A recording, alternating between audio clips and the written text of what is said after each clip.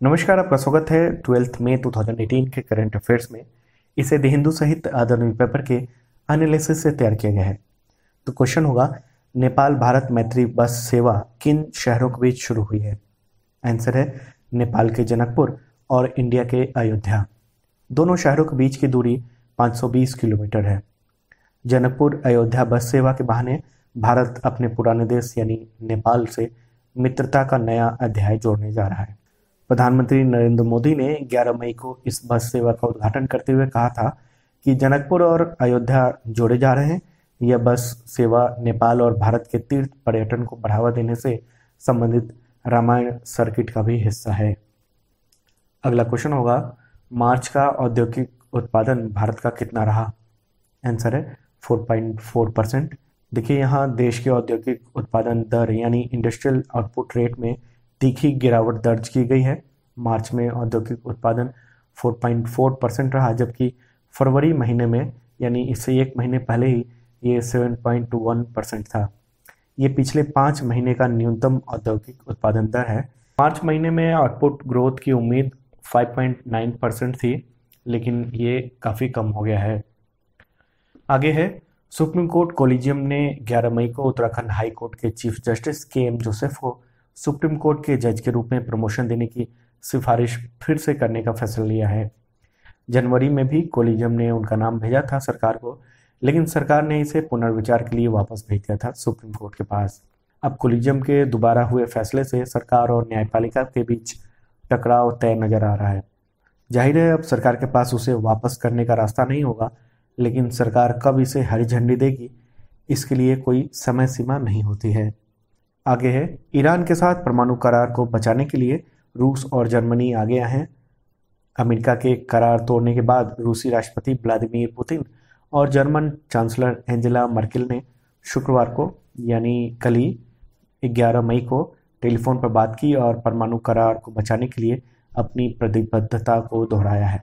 दरअसल वर्ष 2015 में दुनिया के 6 शक्तिशाली देश, जिनमें अमेरिका, रूस, फ्रांस, चीन, ब्रिटेन और जर्मनी शामिल थे, उन्होंने ईरान के साथ परमाणु समझौता किया था।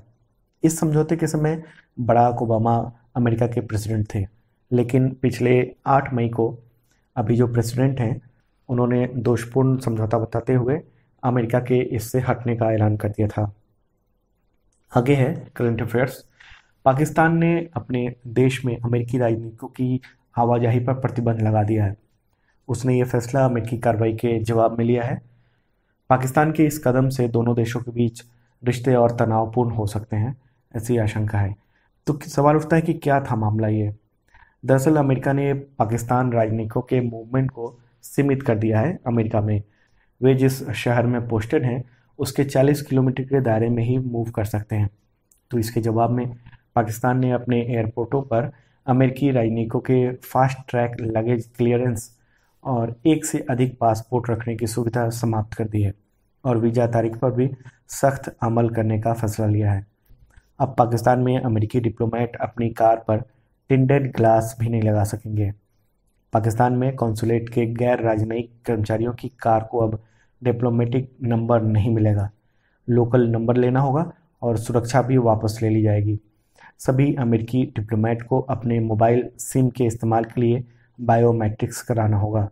किराए के घर के लिए भी सरकार से नो ऑब्जेक्शन सर्टिफिकेट लेना होगा। आगे है, वैज्ञानिकों को एक एक्सोप्लैनेट यानी गैर सौरीय ग्रह, इसे कहते हैं जो हमारे सौर मंडल के बाहर कोई ग्रह हो उसे कहते हैं एक्सोप्लैनेट। तो उसके बारे में एक बेहद रोचक जानकारी मिली है। वैज्ञानिकों ने गर्म गैसों से भरे WASP-96P एक्सोप्लैनेट की खोज की है। इसके बारे में पता चला है कि इसका वायुमंडल बादलों से मुक्त है, यानी यहाँ बादल ही नहीं है। यह पहली बार है जब किसी एक्सोप्लैनेट के बारे में ऐसी जानकारी मिल रही है।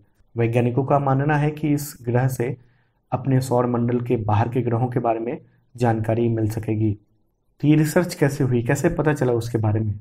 तो देखिए, ब्रिटेन की यूनिवर्सिटी ऑफ एक्सेलेटर के रिसर्चर ने WASP-96b एक्सोप्लैनेट के वायुमंडल का अध्ययन किया। यह अध्ययन हुआ है चिली में बेहद शक्तिशाली 8.2M टेलीस्कोप की मदद से। रिसर्चर के अनुसार ये जो एक्सो प्लैनेट है वो दक्षिणी नक्षत्र फिनिक्स में 980 प्रकाश वर्ष दूर सूरज जैसे एक तारे का चक्कर काट रहा है। तो ये था 12 मई का करंट अफेयर्स। बहुत शॉर्ट है लेकिन एग्ज़ाम के लिहाज से बहुत इंपॉर्टेंट इतने ही थे। अब अगला करंट अफेयर्स आपको मिलेगा मंडे को। इसमें संडे और मंडे के द हिंदू न्यूज़ का एनालिसिस होगा। वीडियो देखने के लिए बहुत बहुत धन्यवाद।